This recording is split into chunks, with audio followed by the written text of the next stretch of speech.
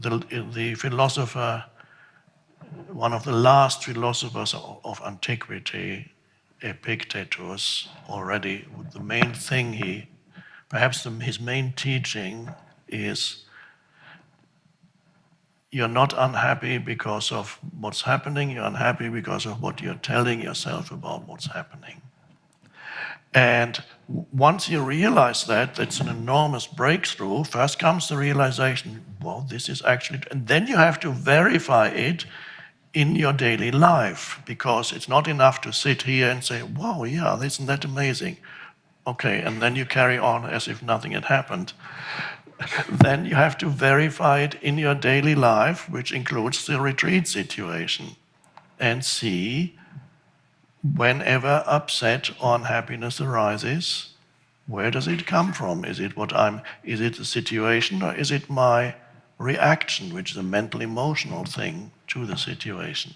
And in most cases, you will find it's your reaction. And then at that moment, freedom, the possibility of freedom comes into your life, the freedom to choose not to be in that reactive state towards what is happening in the present moment, not to be antagonistic towards whatever is going on in the present moment for you, but to come to a friendly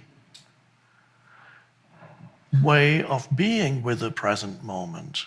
After all, there's nothing else. So if you don't become friendly with the present moment in whatever form it takes, that is a profoundly dysfunctional state. It creates continuous unhappiness. And many people are in a very minor way in opposition to the present moment. There's always some complaining voice of something, this shouldn't be happening and that shouldn't be happening. So as particularly, let's use this retreat setting here, or if you're at home, you can do it in the next few days in your daily life, and use this for self-observation. I'm not saying eliminate mental commentaries.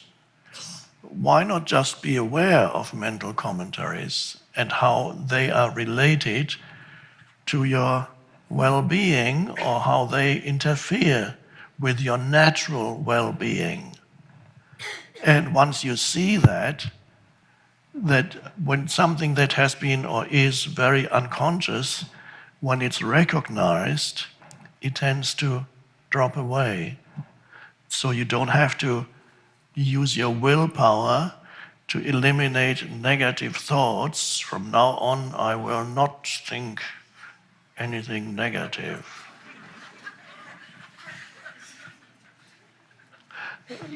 But just be alert, so that you know what's going on inside you. So observe the ways in which your mind complains, for example. And this is one of the favorite ways of the egoic self to sustain and strengthen itself, is complaining, either internally or out aloud. If somebody will listen, you'll be very happy to complain, to happy in your unhappiness, to tell somebody why you are complaining, in the hope that this will get reinforced by the other. It works beautifully on the internet too. So much so that a new species is arising through the internet, which are the perpetually aggrieved. They are just looking out for the next thing to be upset about and angry about. And the ego loves that. Offended. That's a big thing. It's a very fashionable thing, it seems, these days, to be offended. Even at universities, students are practicing it and are getting very good at it.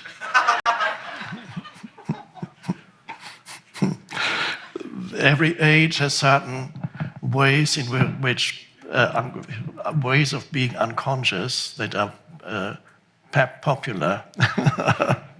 And this is one of them these days.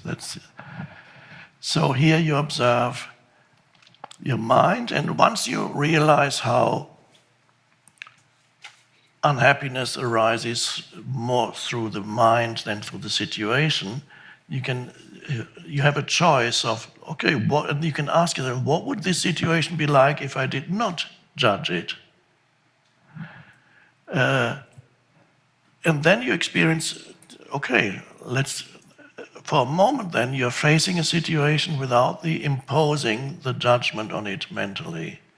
And suddenly you experience a moment of opening, a spaciousness, where it's neither good nor bad. You're not saying this is good, because the positive thinking has its place, but this is not about positive thinking. Let's say you're caught in the middle of the rain and get totally drenched. Now, you don't need to say, this is so good, unless you are really enjoying it, which is possible. You just refrain from labeling it. It is. And when you do not judge a situation, then it doesn't mean you no longer do anything about it. You don't, okay, I'm not judging getting drenched, therefore I'm staying here and not removing myself from the rain. I've become paralyzed because I'm not judging it.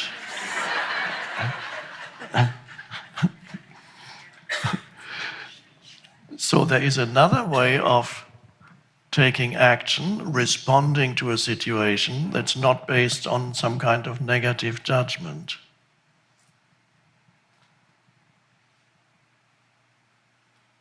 And another thing that this guy Epictetus said, the philosopher, I don't know, I'm not good at quotes, but something like, true wisdom is learning to wish that all things should happen as they do. So I think I got that right. True wisdom is learning to wish that all things should happen as they do. That does not condemn you to inactivity. That's a misconception and a misunderstanding of what that means. It does also not mean that all the things that are happening when people inflict suffering on other humans, that suddenly you say that's a good thing. No. Primarily, it should be practiced with reference to your life, your interaction with people and things and life situations. That's the primary practice. And so it means no longer being in opposition to the present moment, the unfolding of the present moment, not to internally oppose it. That changes everything. That changes your entire, the way you are. That changes you. That removes the ego, the entrenched illusory identity that loves that opposition. It sustains itself through boundaries, through condemning the other. It loves the otherness of others and emphasizes the otherness of others. So that's a practice for us here, especially on this retreat, so that we observe our own mind and reach the place of freedom. And if you're not part of our retreat, you're listening and watching this from somewhere else, tomorrow you can practice it tomorrow when you're lining up at the supermarket, or you're stuck in a traffic jam and you think it's bad, or you're going somewhere at the airport and the flight is cancelled, or even worse, they overbooked and you booked but you can't get on, they don't have a seat for you. And then to notice that you actually can face these situations without the judgment and be totally free internally. That gives you enormous power, not egoic power. The destiny of human consciousness is to pass through the thinking stage, which we've been trapped in for several thousands of years, to move through the thinking stage, not to abandon it completely, but to transcend it, so that we are no longer trapped in the thinking stage, so that we no longer derive our sense of identity from the thinking stage, where thinking can become a beautiful tool without becoming the foundation for who we think we are. So we rise above thinking, and that is our destiny, as each of us is an expression of universal consciousness, and in particular, an expression of human consciousness. So we are rising above thinking, so that we are, and this is why we are here, and this is what is really the essence of being here, to discover in ourselves the ability not only to think, you have that already, but to rise above thinking, where you don't need to think all the time, where you discover there can be gaps in the stream of thinking, there can be spaces in the stream of thinking, where you are very awake. Nothing to do with a sleep state where you go, you are alert, you're bright, you kind of light up. And that is, so you discover the ability to have these moments of no thought. So if you discover within yourself that a lot of the time you're in a state of lack, of insufficiency, of not enough, and you feel that the answer to, the remedy is to be active in this world and achieve and do as much as possible, then you'll probably find that ultimately that is not the answer to your state of lack. In order to transcend, to go beyond your state of lack, of neediness, of not enough, spiritual practice and spiritual realization is necessary. Focus on the realization of being. It's only there that you can go beyond that state of lack, which is ego. Go within and discover who or what you are beyond the person.